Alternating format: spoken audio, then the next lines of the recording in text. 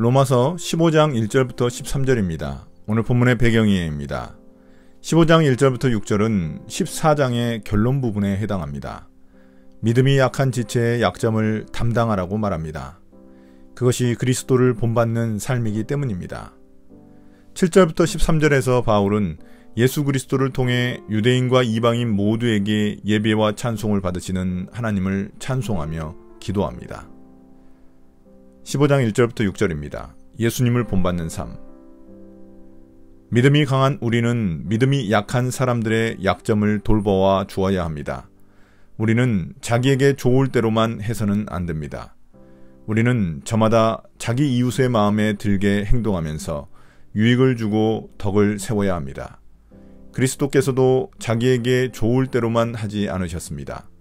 성경에 기록하기를 주님을 비방하는 자들의 비방이 내게 떨어졌다 한 것과 같습니다. 무엇이든지 전에 기록한 것은 우리에게 교훈을 주려고 한 것이며 성경이 주는 인내와 위로로서 우리로 하여금 소망을 가지게 하려고 한 것입니다.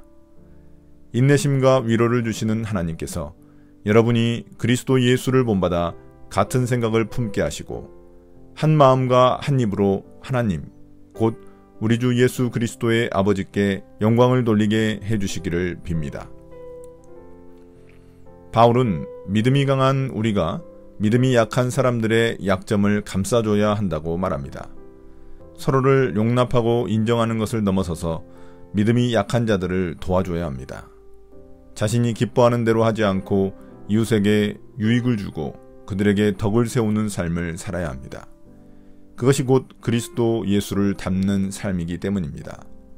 3절은 시편 69편 9절을 인용한 것인데 하나님의 뜻을 위해 자신을 향한 비난과 고난을 감내하는 것을 보여줍니다.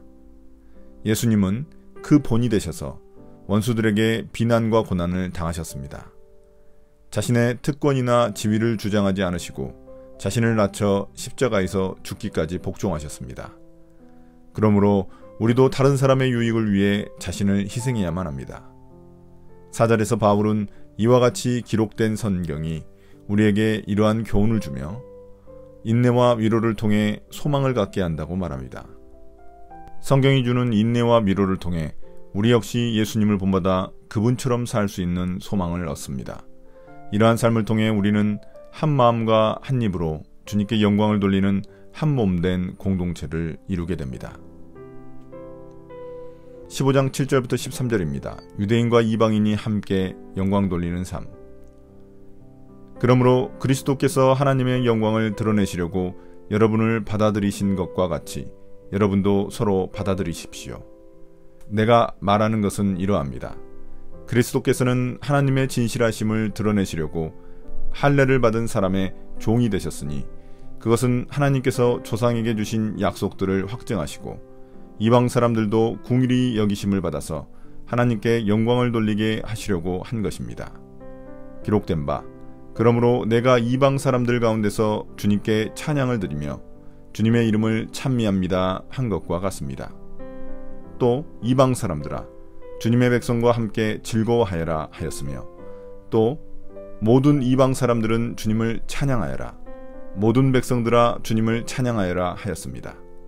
그리고 이사야가 말하기를 이새의 뿌리에서 싹이 나서 이방 사람을 다스릴 이가 일어날 것이니 이방 사람은 그에게 소망을 둘 것이다 하였습니다. 소망을 주시는 하나님께서 믿음에서 오는 모든 기쁨과 평화를 여러분에게 충만하게 주셔서 성령의 능력으로 소망이 여러분에게 차고 넘치기를 바랍니다.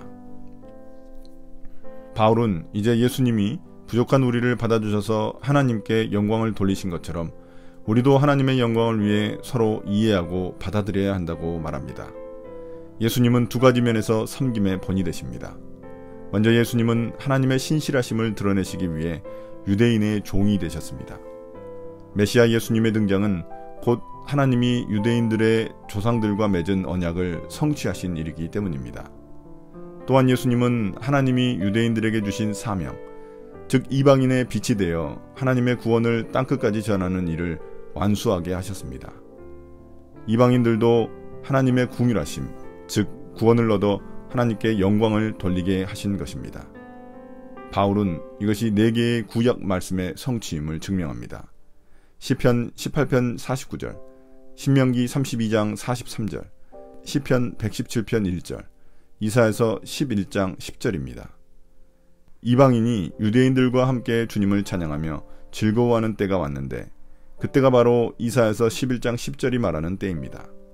이새의 뿌리에서 난 싹, 즉 다윗의 자손 중에 나타난 메시아 예수님이 이방인들의 왕으로 오셔서 이방인들이 예수님께 소망을 두는 그때를 말합니다. 이는 에베소서 2장에서 보여주는 것처럼 유대인과 이방인 사이에 있던 뛰어넘을 수 없는 벽을 예수 그리스도께서 허무셔서 가장 멀리 떨어져 있던 두 그룹이 형제자매가 되어 함께 찬양하는 모습을 묘사하고 있는 것입니다. 구약 성경을 통해 이미 약속한 것이 현실로 이루어진 것입니다. 12장 1절부터 2절에서 말한 복음에 합당한 삶이란 바로 이렇게 유대인과 이방인이 하나가 되어 하나님께 영광을 돌리는 삶인 것입니다. 마지막으로 바울은 그들 공동체의 기쁨과 평화가 충만해져 성령의 능력으로 소망이 넘쳐나게 되기를 바라며 기도합니다. 오늘의 묵상 포인트입니다. 첫 번째, 예수님은 어떤 분입니까? 예수님은 자신을 희생하셔서 원수이자 죄인인 우리를 살리시고 자신의 형제로 삼으셨습니다. 우리 역시 성경이 주는 인내와 위로로 예수님과 같이 섬기는 삶을 살아가야 합니다. 내 형제자매의 유익을 위해 내 특권을 내려놓는 삶을 살아야 합니다. 그것이 곧 하나님께 영광을 돌리는 삶입니다. 두 번째, 나에게 주시는 교훈은 무엇입니까? 예수 그리스도께서 이 땅에 오신 것은 유대인들뿐만 아니라 이방인들도 하나님을 예배하고 찬송하게 만들기 위해서입니다.